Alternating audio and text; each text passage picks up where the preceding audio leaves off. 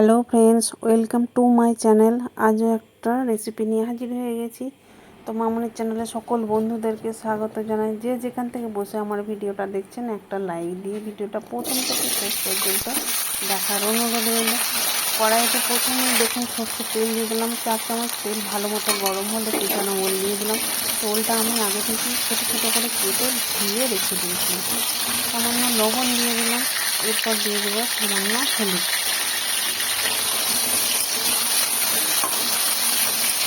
এটা ভাজা ভাজা হয়ে গেলে ওটা আমি তুলে দেবো।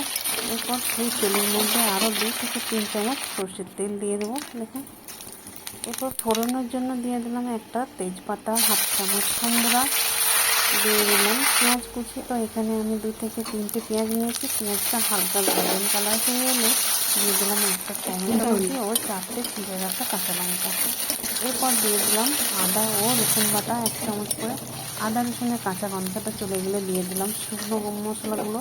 তো শুকনো মশলার মধ্যে আছে জিরে, ধনে, হলুদ, লঙ্কা গুঁড়ো ও কালারের জন্য 1 চামচ কাশ্মীরি লঙ্কা। জলও দিয়ে দিলাম সামান্য, যাতে শুকনো মশলাটা পুড়ে না যায়। এরপর দিয়ে দিলাম ভেজে রাখা ওলগুলো।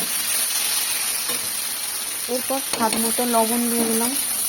এই অবস্থায় আঁচটা মিডিয়ামে রেখে কষিয়ে কিছুক্ষণ রান্না করতে থাকবো। তেল উপরে উঠে এসেছে, তার মানে কষানো আমার ঠিকঠাক হয়েছে। এরপর জল দিয়ে ঢাকা দিয়ে 5 থেকে 10 মিনিট রেখে দেবো, যাতে ওলটা খুব ভালো মতো সিদ্ধ হয়ে যায়। তো এখানে আমি শুধু ওল দিয়ে ওলের ডালনা বানিয়েছি। চাইলে আপনারা ওলের সাথে আলুও দিতে পারেন। তো বাড়িতে আপনারা অবশ্যই বানিয়ে দেখুন, কেমন হলো কমেন্ট করে জানাতে ভুলবেন না। দেখুন ওলটা কত সুন্দর সিদ্ধ হয়ে গেছে। তো এখনও যারা সাবস্ক্রাইব করেননি, একটা সাবস্ক্রাইব করার অনুরোধ রইল। সব শেষে দিয়ে দিলাম গরম মশলা। গরম গরম ভাতের সাথে খেতে দুর্দান্ত লাগবে।